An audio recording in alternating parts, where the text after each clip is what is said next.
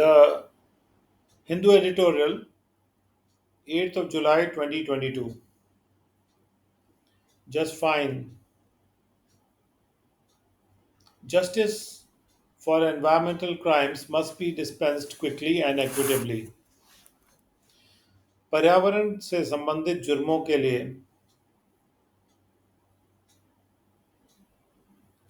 जो न्याय है उसको जल्दी किया जाना चाहिए और सबके लिए बराबर किया जाना चाहिए. यूनियन डिस्पेंस करने का मतलब होता है बांटना, लेकिन जब न्याय बांटा जाता है यानी कि न्याय करना. The Union Environment Ministry, tasked with safeguarding India's forests and its environmental assets, proposes to amend sections of key environmental legislation and make them less threatening to potential violators.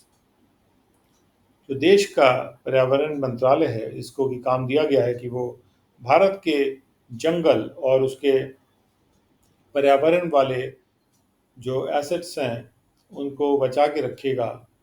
उसने ये प्रस्तावित वो कर रहा है कि वो मुख्य एनवायरमेंटल यानी पर्यावरण से संबंधित जो कानून है उनके सेक्शंस को वो बदलेगा, अमेंड करेगा और उनको कम खतरनाक बनाएगा आगे आने वाले वायलेटर्स के लिए, यानी कि जो हनन करते हैं उन कानूनों का.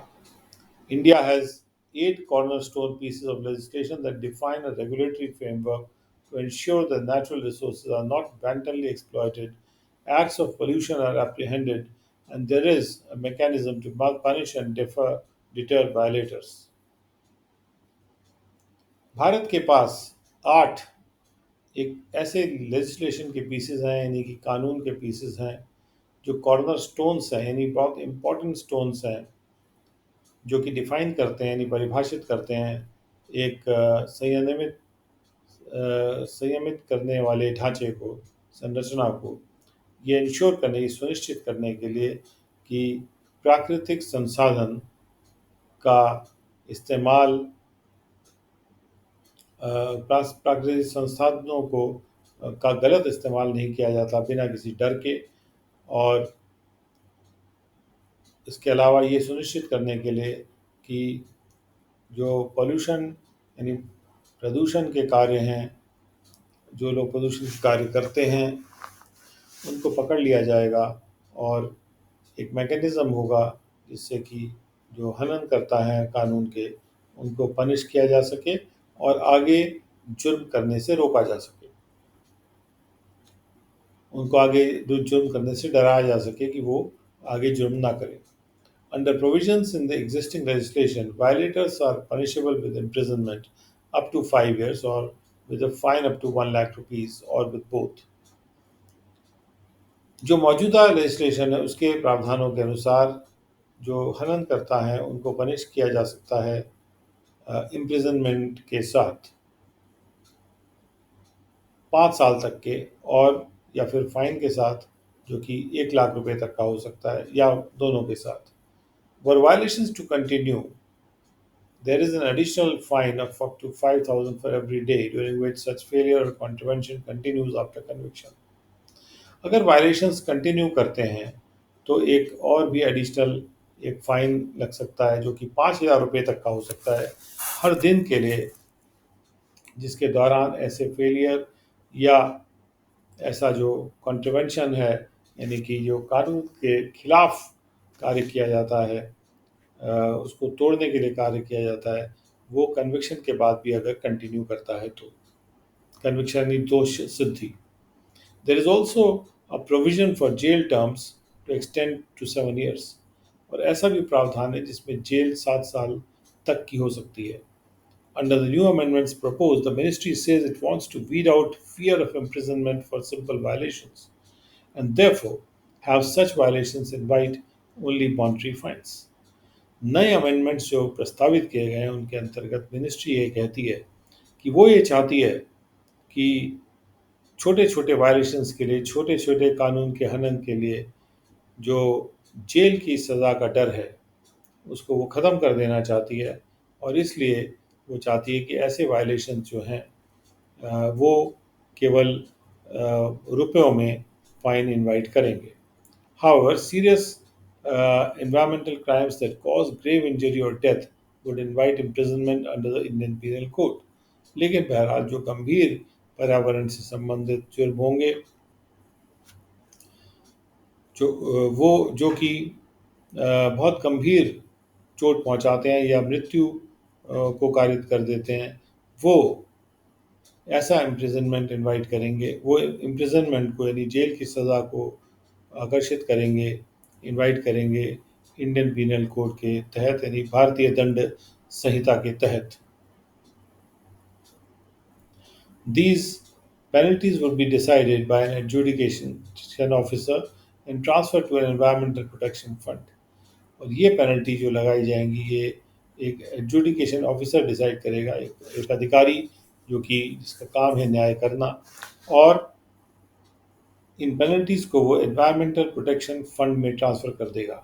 Moreover, the quantum of potential fines has been raised from beyond 1 lakh rupees to as much as 5 crore rupees.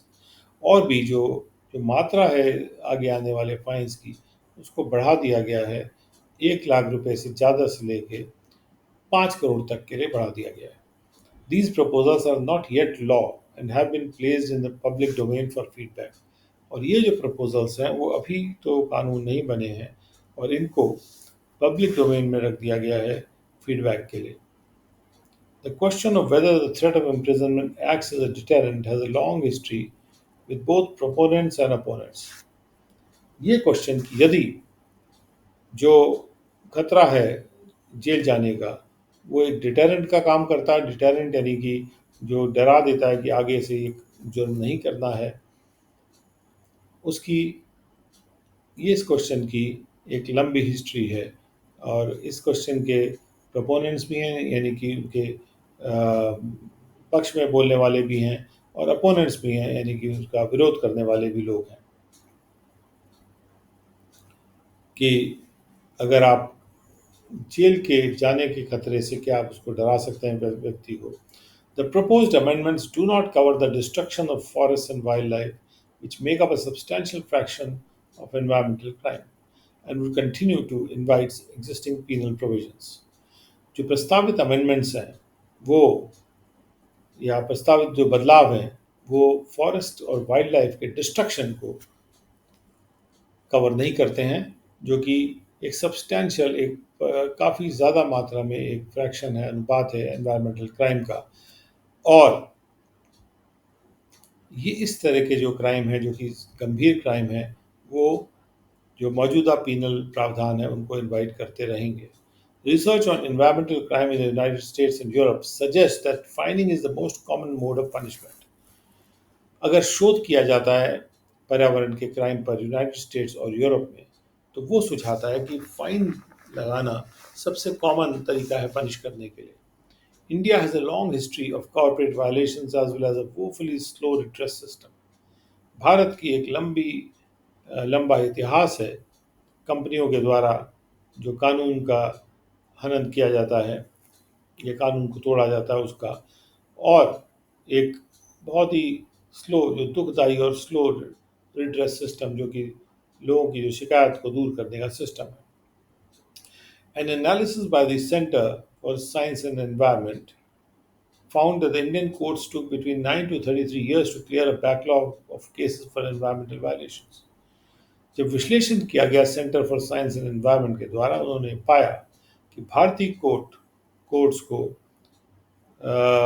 भारतीय कोर्ट लेते हैं 9 से 33 साल तक कि जो बैकलॉग ऑफ केसेस है उनको क्लियर करने के लिए एनवायरमेंटल वायलेशंस के लिए।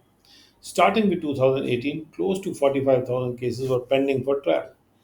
अगर हम 2018 से शुरू करते हैं तो करीब करीब 45,000 केस मुकदमे के लिए पेंडिंग थे and another 35,000 cases were added in that year, और 35,000 और केसेस जोड़ दिए गए 2018 साल में, यानी कि 2018 वर्ष के अंत तक हमारे पास 80,000 केस हो गए थे। More than 90% of the cases were pending for trial in 5 of the 7 major environmental laws. और 90% से ज़्यादा और भी ज़्यादा केसेस जो थे वो मुकदमे के लिए पेंडिंग थे जो 7 बड़ी-बड़ी एनवायरनमेंट की लॉज़ हैं, उसमें से 5 में। While fines could theoretically help with faster redress, large environmental fines will continue to be contested in courts, adding to the prevailing practice of tardy justice. जबकि फाइन्स जो फाइन लगाना है, अगर थ्योरी में देखा जाए तो वो बहुत जल्दी सॉल्यूशन निकाल सकते हैं, लेकिन जो बड़े बड़े पर्यावरण के फाइन्स हैं वो उनको कोर्ट में कंटेस्ट किया जाता रहेगा, और उससे जो प्रिवेलिंग प्रैक्टिस है, जो मौजूदा प्रैक्टिस है धीरे धीरे न्याय देने की, उसमें इजाफा होता रहेगा. The threat of imprisonment might have acted as a deterrent in India, where the effectiveness of environmental regulation is under par. Imprisonment का जो खतरा है, जो थ्रेट है, जो जो एक तरह से धमकी है, वो उसने ज़रूर इंडिया में एक डिटरेंट के का काम किया होगा, यानी उसने डरा के रखा होगा कि अगर हम एनवायरनमेंट का कोई कानून तोड़ते हैं तो हम जेल जा सकते हैं.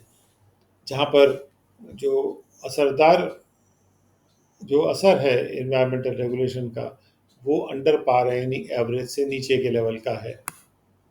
यानी एनवायरमेंटल रेगुलेशन को उतना लोग नहीं मानते हैं भारत में. Justice for environmental crimes must be dispensed quickly and equitably before tinkering with the law to make it less forbidding. Environmental crimes का जो जस्टिस है उसको जल्दी डिस्पेंस किया जाना चाहिए और सबके लिए बराबर डिस्पेंस किया जाना चाहिए, इसके पहले कि हम लॉ के साथ कोई छेड़खानी करें, जिससे कि ये कम डराने वाला हो जाएगा. क्योंकि जितना भी हम लॉ के साथ और छेड़खानी करेंगे, लेकिन हमारा जस्टिस सिस्टम अगर ठीक से नहीं चलेगा तो हम कुछ भी करेंगे वो और भी खतरे से खाली नहीं होगा, और उसका और भी कोई ख़ास फ़र्क नहीं पड़ेगा, बल्कि एक तरह का डर का माहौल और बना रहेगा, और ज़्यादा से ज़्यादा लोग जो हैं वो मुकदमेबाजी में फंसाए जाएंगे. डिसऑर्डरली एग्जिट, इस तरह से बाहर जाना जो कि ऑर्डर में नहीं था, जो अफरा तफरी में था. Instead of delivering a smooth Brexit, Boris Johnson leaves Britain worse off than before.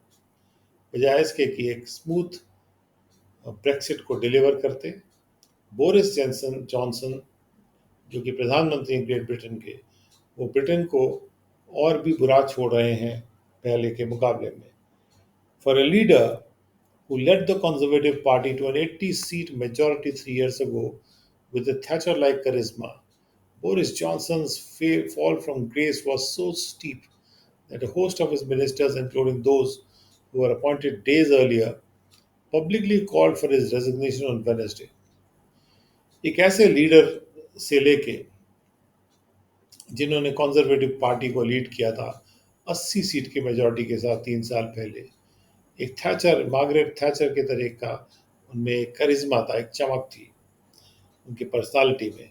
Boris Johnson जिस तरह से एक शालीनता से गिरे हैं, उनका जो गिरावट है वो इतना स्टीप रहा है, इतना ज़्यादा ढलान वाला रहा है कि बहुत सारे मिनिस्टर्स, जिनमें वो ऐसे भी मिनिस्टर शामिल थे जिनका अपॉइंटमेंट कुछ ही दिन पहले किया गया था, उन्होंने पब्लिक में उनका रेजिग्नेशन मांगा वेनेसडे को, उनका इस्तीफा मांगा.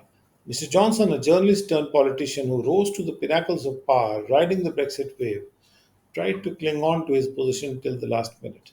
मिस्टर जॉनसन जो कि एक पत्रकार से बदल के वो राजनेता बन गए थे, वो पावर के चोटियों पर उन्होंने राइज कर लिया था, उठ गए थे ब्रेक्सिट के वेव पर सवार होके. और तो उन्होंने जो है वो कोशिश की कि वो चिपके रहे अपनी पोजीशन पे, अपनी प्राइम मिनिस्टर की पोजीशन पे आखिरी मिनट तक. But despite Downing streets fight back, the intra-party rebellion spread like wildfire, engulfing even the loyalist inner circle. लेकिन इसके बावजूद कि डाउनिंग स्ट्रीट ने फाइट बैक किया, डाउनिंग स्ट्रीट यानी जो प्राइम मिनिस्टर का घर है, यानी प्राइम मिनिस्टर ने फाइट बैक किया, पार्टी के अंदर जो रिबेलियन हो रहा था, जो बगावत हो रही थी, वो जंगल की आग की तरह फैल गई थी, और उसने जो लॉयलिस्ट यानी वफादार इनर सर्कल को भी अपने पाश में ले लिया था। Faced with no other choice, he agreed on Tuesday, Thursday to stand down as the Conservative Party leader immediately and resign as Prime Minister in October when the party chooses a new leader. इसका सामना करते हुए कि अब उनके पास कोई choice नहीं था, तो मिस्टर जॉनसन ने एग्री किया थर्सडे को कि वो कंजर्वेटिव पार्टी के लीडर के रूप में बैठ जाएंगे, स्टैंड डाउन कर देंगे तुरंत ही, और प्राइम मिनिस्टर के रूप में भी वो रिजाइन कर देंगे अक्टूबर में, जब पार्टी एक नया लीडर चूज करेगी। His position within the party became untenable in June when 41% of lawmakers expressed no confidence in his leadership in a vote. उनकी जो पोजीशन पार्टी के अंदर थी वो बरकरार रहने योग्य नहीं रह गई जून में, जब 41% जो लॉ बनाने वाले थे, यानी कि जो लेजिस्लेटर्स थे, उनके पार्टी के जो लोग थे, उन्होंने नो कॉन्फिडेंस एक्सप्रेस कर दिया कि हमारा हम इनके हम में कॉन्फिडेंस नहीं है, इनमें इन प्राइम मिनिस्टर में उनकी लीडरशिप में। एक वोट में उन्होंने ऐसा एक्सप्रेशन, ऐसा अभिव्यक्ति कर दी थी। Signs of the rebellion had emerged much earlier as his government was rocked by the Partygate scandal. Rebellion यानी बगावत के जो चिन्ह थे वो उठ गए थे, और भी बहुत पहले, और भी बहुत ज़्यादा पहले, जैसे कि उनकी गवर्नमेंट जो थी वो हिला दी गई थी पार्टी गेट स्कैंडल के द्वारा, जो बड़ी बदनामी हो गई थी। Prime minister was fined by police for attending a birthday gathering at Downing Street in the midst of a nationwide COVID-19 lockdown. Prime minister को पर फाइन लगा दिया था पुलिस के द्वारा, क्योंकि उन्होंने बर्थडे की गैदरिंग, यानी जहाँ पे लोग इकट्ठे हुए थे, उसको अटेंड किया था डाउनिंग स्ट्रीट पर, एक पूरे देश में होने वाले कोविड-19 के लॉकडाउन, जो नेशन वाइड लॉकडाउन था उसके बीच में। The resignation of Chris Pincher as deputy chief whip last week over allegations of sexual misconduct came as the final straw. Chris Pincher का जो रेजिग्नेशन हुआ डिप्टी चीफ विप के रूप में, विप वो होता है जो कि पार्टी के लोगों को डायरेक्शन इशू करता है कि किस तरह से उनको वोट करना है। पिछले हफ्ते जब एलिगेशंस लगे, उन पे इल्ज़ाम लगे कि उन्होंने सेक्सुअल मिसकंडक्ट किया था, यानी कि उन्होंने सेक्सुअल वे में गलत व्यवहार किया था, तो ये जो है एक आखिरी स्ट्रॉ के रूप में आया। यानी विंड में जो एक ढेरी पर स्ट्रॉ, जब आखिरी स्ट्रॉ पड़ता है तो वो इतना भारी फिर हो जाती ढेरी कि वो नीचे गाड़ी को गिरा देती है। तो आखिरी स्ट्रॉ की तरह वो था कि जब ये आ गया तो उसके बाद बहुत ज़बरदस्त उनके खिलाफ बगावत हो गई। As chaos prevailed, two of his senior ministers, Chancellor Rishi Sunak and Health Secretary Sajid Javid, announced their resignations, triggering the disintegration of the government. और जैसा अफरा तफरी का माहौल बना हुआ था, तो उनके दो सीनियर मिनिस्टर्स में से दो ने, जो चांसलर ऋषि सुनाक थे और हेल्थ सेक्रेटरी सजिद जाविद थे, उन्होंने ये घोषणा कर दी कि अपने रेजिग्नेशन की, अपने इस्तीफे की, और जिससे कि उनकी गवर्नमेंट का टूटना ट्रिगर हो गया। Mr. Johnson won the 2019 elections promising a quick orderly Brexit. Mister Johnson ने 2019 इलेक्शन जीता था और यह वादा करते हुए कि जल्दी से और ठीक तरीके से, एक ऑर्डरली तरीके से, एक डिसिप्लिन तरीके से, एक अनुशासित तरीके से वो ब्रेक्सिट करेंगे, यानी ब्रिटेन एग्जिट कर जाएगा यूरोप से। But the best he could deliver was a chaotic painful divorce with the EU। लेकिन सबसे अच्छा जो वो डिलीवर कर पाए बस वो ये था कि एक पूरे अफरा तफरी से भरा हुआ और दर्द से भरा हुआ डिवोर्स हुआ EU के साथ, यानी यूरोपियन यूनियन से, whose economic pains continue to haunt ordinary Britons and businesses। जिसके जो आर्थिक पेन्स थे, यानी ये जो अलग अलग होने के जो आर्थिक दर्द थे, वो अभी भी हॉन्ट करते रहते हैं, भूत की तरह से बैठे रहते हैं साधारण ब्रिटन्स के दिमाग में और बिजनेसेस में। There is still no clarity on the post-Brexit trade relations with the EU, and the Northern Ireland Protocol remains a mess। अभी भी इस मामले में क्लैरिटी नहीं है कि ब्रेक्सिट के बाद ट्रेड रिलेशंस कैसे होने चाहिए ईयू के साथ, और जो नॉर्दर्न आयरलैंड का जो प्रोटोकॉल है, नॉर्थ आयरलैंड के साथ जो रिश्ते हैं वो अभी भी एक मेस बना हुआ है. As scandals began to hit his government, his moral authority within the party started slipping. जैसे जैसे उसके गवर्नमेंट को स्कैंडल हिट कर रहे थे, यानी बड़े बड़े बदनामी वाले इवेंट्स हिट कर रहे थे, उनकी जो नैतिक अथॉरिटी थी पार्टी के अंदर, वो नीचे स्लिप करने लगी. Mr. Johnson could still argue that he got a colossal mandate and that he remained a vote getter for the conservatives.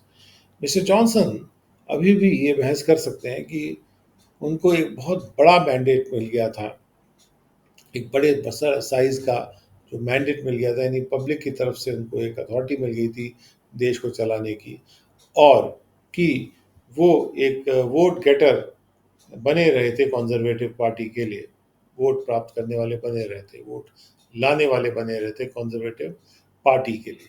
But even that position became untenable as a serious economic crunch began to bite. लेकिन उनकी जो वो position भी जो थी वो भी untenable हो गई, यानी कि वो बनाए बने रखने के लायक नहीं रही, जैसे जैसे एक serious economic crunch began to bite, यानी शुरू हो गया और दर्द करने लगा. क्रंच यानी आर्थिक व्यवस्था जब नीचे ठल जाती है, गिर जाती है, उसको कहते हैं क्रंच आ जाना. Last month the conservative suffered humiliating defeats in 2 by elections. पिछले महीने में कंजर्वेटिव सदस्यों ने एक बहुत ही ह्यूमिलेटिंग यानी बदनाम कर देने वाली, नीचा गिरा देने वाली डिफीट सफ़र की 2 बाई इलेक्शनों में, Wakefield and Tiverton and Honiton, which practically seal mister Johnson's fate. ये 2 बाई इलेक्शन जो थे वो थे वेकफील्ड और टैवर्टन एंड हॉनिटन, जिन्होंने प्रैक्टिकली मिस्टर जॉनसन के फ्यूचर को सील कर दिया. The rest was only a matter of time. बाकी तो केवल मैटर ऑफ टाइम था. His successor will inherit a crisis ridden economy and polity. उनके जो भी आगे आने वाले प्राइम मिनिस्टर हैं, उनके सक्सेसर, वो एक क्राइसिस से भरी हुई, एक बुरी हालत से भरी हुई अर्थव्यवस्था को उनको मिलेगी, इनहेरिट करेंगे, यानी कि अपने पूर्वजों से उनको मिलेगी, एंड पॉलिटी, और इसी तरह की उनको क्राइसिस से भरी हुई पॉलिटी भी मिलेगी. इन्फ्लेशन रोज 9.1% इन मई. इन्फ्लेशन मई में 9.1% बढ़ गया, यानी पिछले साल के मुकाबले में 9.1% बढ़ गया, जो कि सबसे ऊंचा लेवल था पहले साल में, which according to Bank of England could hit 11% this year.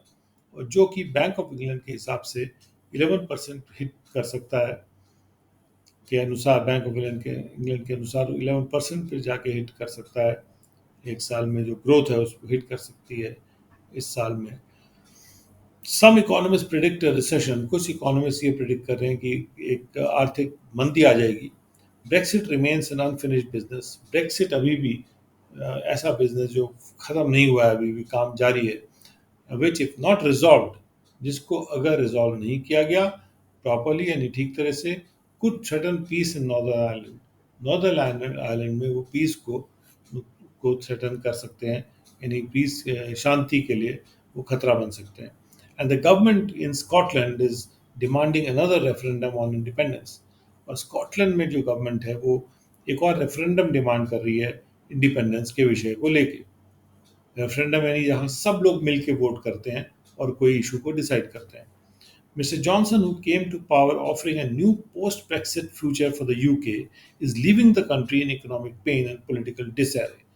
Mister Johnson जो कि जब पावर में आए थे तो वो एक नया ब्रेक्सिट के बाद का फ्यूचर ऑफर कर रहे थे यूके के लिए, लेकिन वो देश को आर्थिक दर्द में छोड़ रहे हैं और राजनीतिक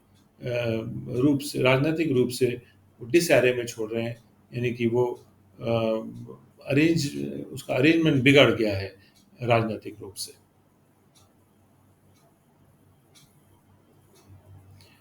economic Times editorial. Don't relegate climate action to the footnotes. Climate के खिलाफ जो एक्शन है उसको फुटनोट्स पर पीछे ना छोड़ दीजिए, यानी उसको हाशिए पे ना छोड़ दीजिए। हाशिए की जगह, हाशिए तो मार्जिन को कहते हैं, फुटनोट जो नीचे की जो मार्जिन होती है। Averting, minimizing, and addressing the crisis of climate change, pollution, and biodiversity loss must be central to India's economic plans. Bharat के जो आर्थिक योजनाएं हैं उसमें क्लाइमेट चेंज की क्राइसिस को सॉल्व करना, उसको कम से कम करना और उसको होने ना देना, और पॉल्यूशन और बायोडाइवर्सिटी के लॉस को भी होने ना देना और मिनिमाइज करना, ये केंद्रीय बातें होनी चाहिए भारत के आर्थिक प्लान्स में। Which is why the Supreme Court's recent concerns about the National Green Tribunal, the quasi-judicial body equipped to arbitrate these issues, are pertinent. और यही कारण है कि सुप्रीम कोर्ट ने कि जो हाल में जो चिंताएं जो व्यक्त हुई हैं, की गई हैं नेशनल ग्रीन ट्राइब्यूनल के बारे में, जो कि एक क्वासी जुडिशियल यानी पार्ट जुडिशियल बॉडी है, पूरी तरह से जुडिशियल बॉडी नहीं है, यानी कोर्ट का पूरा तरह से उनका काम नहीं है, क्योंकि वो इश्यूज को आर्बिट्रेट करने के लिए वो तैयार है, इक्विप्ड है। तो ये जो सुप्रीम कोर्ट के कंसर्न्स हैं, चिंताएं हैं, ये पर्टिनेंट हैं, यानी कि वो मायने रखती हैं। These are overlooked in the Niti Aayog report on the economic impact of environmental related court rulings. और ये जो इस तरह की रीसेंट कंसर्न्स हैं सुप्रीम कोर्ट की, इनको ओवरलुक कर दिया गया, यानी नहीं देखा गया नीति आयोग की रिपोर्ट में, जो कि रिपोर्ट आई है आर्थिक असर पे के बारे में, एनवायरनमेंट से रिलेटेड, पर्यावरण से रिलेटेड कोर्ट की रूलिंग्स का क्या इम्पैक्ट हुआ, इकोनॉमिक इम्पैक्ट हुआ, उस पर जो रिपोर्ट आई है। It focuses solely on the first order economic impacts with no consideration of the economic and the non-economic values of nature and ecosystem services.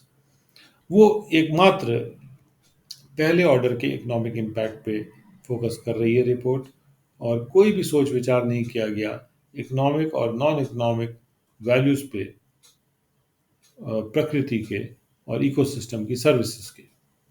It is evident from the report that a robust clearance process could have avoided these costs and ensured environmental integrity. और ये बात काफ़ी साबित है उस report से कि अगर क्लियरेंस का जो प्रोसेस है वो मजबूत होता तो उससे जो ये कॉस्ट है, यानी एनवायरमेंटल कॉस्ट को अवॉइड किया जा सकता था, और एनवायरमेंट की जो एक रूपता है, इंटेग्रिटी, उसको सुनिश्चित किया जा सकता था। Changes in clearance processes have focused on timelines and minimizing delays and rent seeking to enhance economic activity. जो क्लियरेंस प्रोसेस होता है उसमें जो भी बदलाव लिए लाए जा रहे हैं, उन्होंने इस बात पे फोकस किया है कि टाइमलाइन क्या होनी चाहिए हर चीज़ की, और डिले को कम से कम कैसे किया जा सकता है, और कैसे हम रेंट को प्राप्त कर सकते हैं इकोनॉमिक एक्टिविटी को और बढ़ाने के लिए। Not addressing the infirmities in implementation, lack of proper environmental and social assessments, public hearings, and engagement with stakeholders meant missing an important input in decision making, resulting in increased judicial recourse. क्योंकि implementation में जो जो अदृढ़ताएं थी उसको address नहीं किया गया है, उसका सोल्यूशन निकालने की नहीं कोशिश की गई है। प्रॉपर एनवायरमेंटल और सोशल असेसमेंट्स की कमी है, पब्लिक हियरिंग की कमी है, और स्टेक होल्डर्स के साथ एंगेज करने की कमी है। तो इसका मतलब ये है कि हम डिसीजन मेकिंग में एक बहुत इम्पॉर्टेंट, एक बहुत महत्वपूर्ण इनपुट को मिस कर रहे हैं, और उससे जुडिशियल रास्ता अपनाना और भी बढ़ता जाता है। The Supreme Court has stepped in time and again to make up for the executive's inability to address environmental issues such as pollution. Supreme court ने समय समय पर स्टेप इन किया है, जो एग्जीक्यूटिव नहीं कर पाया, उसकी इनएबिलिटी रही इन्वायरमेंटल इश्यूज को एड्रेस करने के लिए, जैसे पोल्यूशन है, लेकिन सुप्रीम कोर्ट समय समय पे time in again step in करता है, वहाँ पे आ जाता है, वहाँ पे अंदर प्रवेश कर जाता है, जिससे कि एग्जीक्यूटिव जो नहीं कर पाया वो सुप्रीम कोर्ट कर सकता है. This is not a optimum solution as this is beyond the court's remit and competence. ये कोई बहुत ही सही सॉल्यूशन नहीं है, क्योंकि ये कोर्ट को जो पावर दिया गया है, उनकी जो कॉम्पिटेंस है उसके पार जाता है, which is determining compliance with the law. क्योंकि उनको उनका जो काम है वो उसको ये तय करना कि लॉ के साथ कंप्लायंस हो रहा है कि नहीं हो रहा है, उस बात को तय करना. A properly staffed NGT will be able to serve as a judicial arbitrator when required. एक सही ढंग से जिसकी स्टाफिंग हो चुकी हो, ऐसा एनजीटी जिसमें जिसको स्टाफ प्रोवाइड कर दिया गया रहा हो, सैंक्शन कर दी गई हो पोस्टें, वो एक जुडिशियल आर्बिट्रेटर के रूप में बेहतर सर्व करेगा जब भी ज़रूरत पड़ेगी. Rather than pushing the courts to take on more and make up for executive and regulatory deficiencies, the focus must be on ensuring processes that accord due importance to environmental integrity, needs of the local population, and puts an economic value on ecosystem services. बजाय इसके कि courts को push करें हम कि वो और काम ले लें और एग्जीक्यूटिव और रेगुलेटरी डेफिशिएंसीज को वो ठीक करते रहें, कमियों को ठीक करते रहें, फोकस ये होना चाहिए कि ऐसे प्रक्रियाओं को हम सुनिश्चित करें जो कि ड्यू इम्पोर्टेंस देते हैं पर्यावरण की इंटेग्रिटी को, लोकल पॉपुलेशन की ज़रूरत को, और एक इकोनॉमिक वैल्यू प्रदान करती है इकोसिस्टम की सर्विसेज के लिए. And this will ensure economic growth that is also sustainable. तो इससे ये सुनिश्चित हो जाएगा कि ऐसी इकोनॉमिक ग्रोथ होगी जो कि सस्टेनेबल होगी, यानी बनी रहेगी.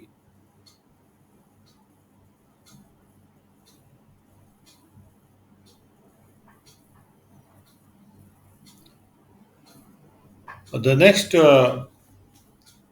Economic Times editorial.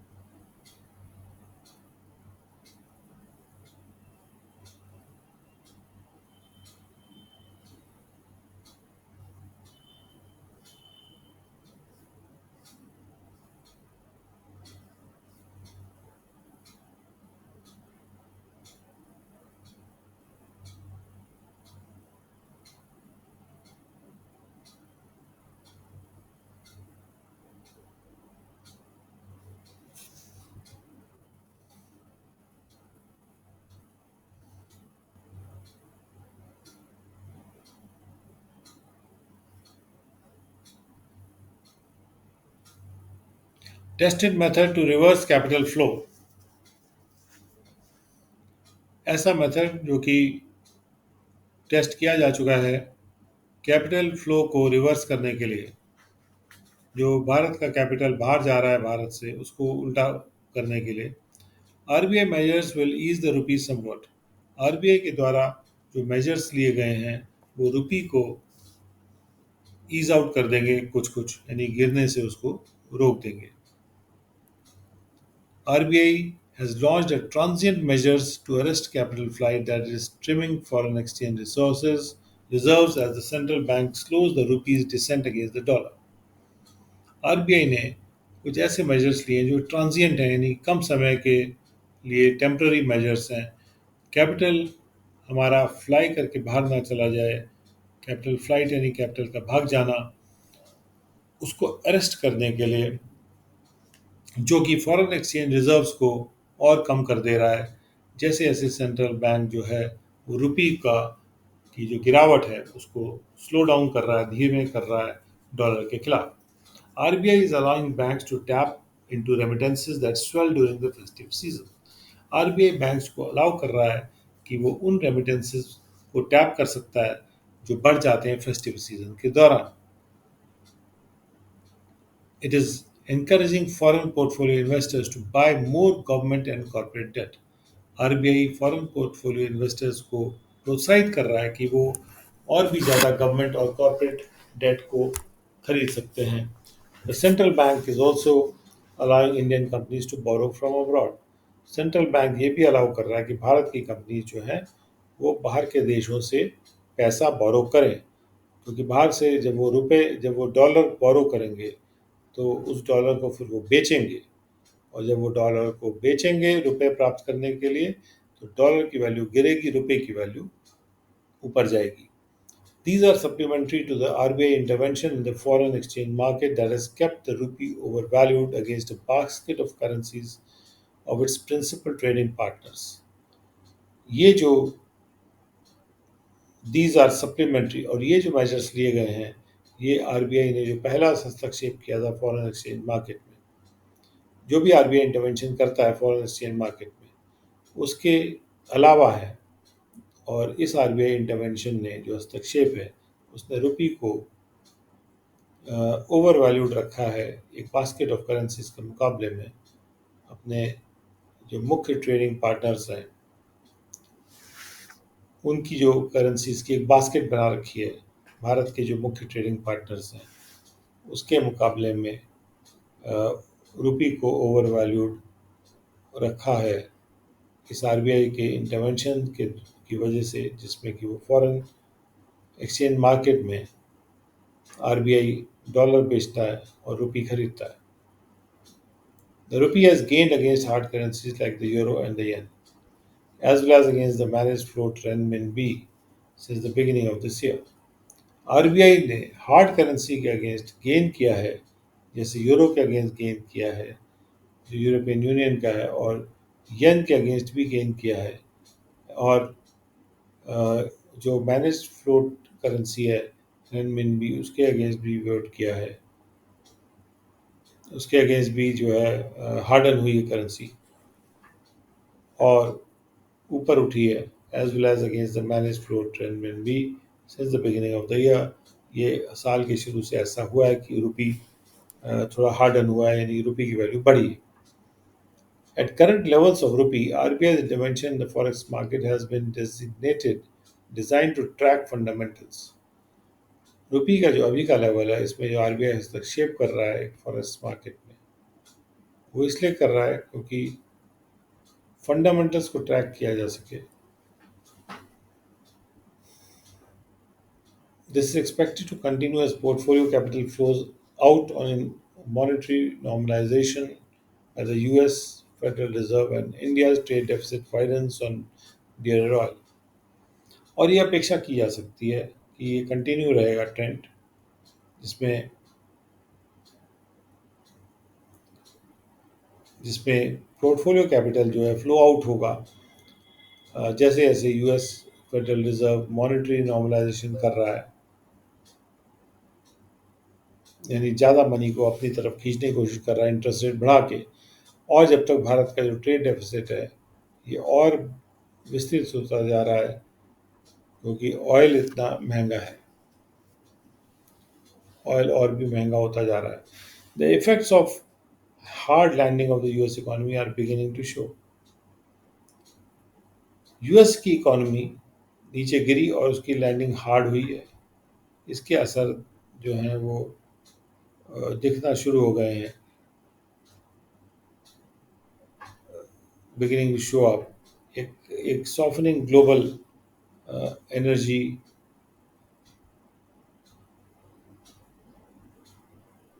जो जो इफ़ेक्ट है हार्ड लैंडिंग के यूएस इकोनॉमी के, वो दिखना शुरू हो गए हैं, क्योंकि ग्लोबल एनर्जी प्राइसेस जो है सॉफन हो रहे हैं, यानी कम हो रहे हैं, और रुपी के साथ ये चांस है कि वो धीरे धीरे नीचे की ओर जाएगा.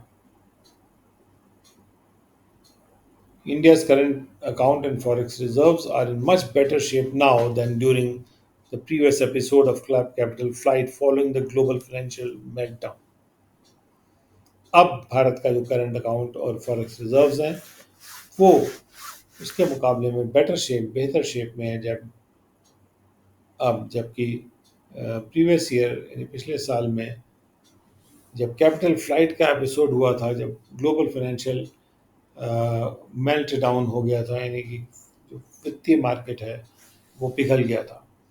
The effects of this week's capital control relaxations would depend on how attractive Indian banks make their foreign currency deposits, appetite for emerging market debt, and corporate demand for foreign loans. इस हफ्ते का जो capital control के relaxations हुए हैं उसके जो असर हैं वो इस पे डिपेंड करेंगे कि कैसे कितना अट्रैक्टिव है, कितने आकर्षक हैं इंडियन बैंक्स कितना आकर्षक बना देते हैं उनके फॉरेन करेंसी के डिपॉजिट्स को, और उनकी कैसी एपिटाइट है फॉर एमर्जिंग मार्केट डेट और corporate demand for foreign loans. क्या वो एमर्जिंग मार्केट के डेट खरीदना चाहते हैं, क्या कंपनीज फॉरेन लोन्स की डिमांड कर रही हैं. The measures seem to hold more promise in the medium term than immediately, because banks have limited scope to increase the interest rate differential on dollar deposits. Portfolio investors are risk averse as the gap between the US and Indian policy rates narrows, and companies are awaiting a public investment push to resume capital expenditure. जो भी major लिए गए हैं वो उससे प्रतीत होता है कि वो और भी ज़्यादा प्रॉमिस होल्ड करते हैं मीडियम टर्म में.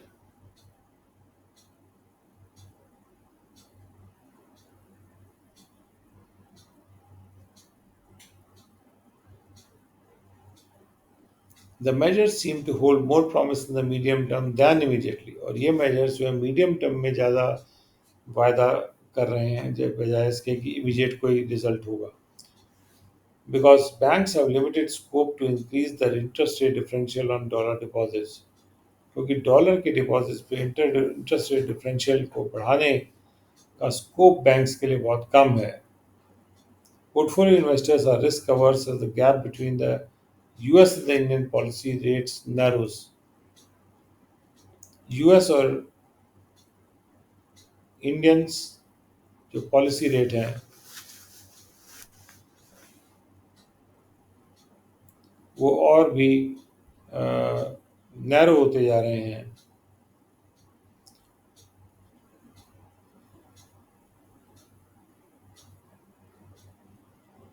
और बैंक्स के पास बहुत सीमित स्कोप है कि वो इंटरेस्ट रेट डिफरेंशियल को बढ़ा दें डॉलर के डिपॉजिट्स पे, यानी इंटरेस्ट रेट डॉलर डिपॉजिट पे इससे ज़्यादा और नहीं बढ़ाया जा सकता.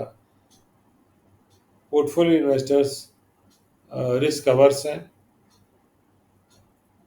जो भी वो रिस्क नहीं लेना चाहते हैं, क्योंकि जो गैप है between US and Indian policy rates वो नैरो हो रहा है और संकीर्ण हो रहा है. और कंपनीज क्योंकि क्योंकि अमेरिका अपने इंटरेस्ट रेट को बढ़ा रहा है और भारत के इंटरेस्ट रेट के पास आता जा रहा है, और कंपनीज अब तैयारी कर रही हैं कि पब्लिक इन्वेस्टमेंट का एक पुश आ जाए जिससे कि वो कैपिटल एक्सपेंडिचर करना फिर से शुरू कर दें.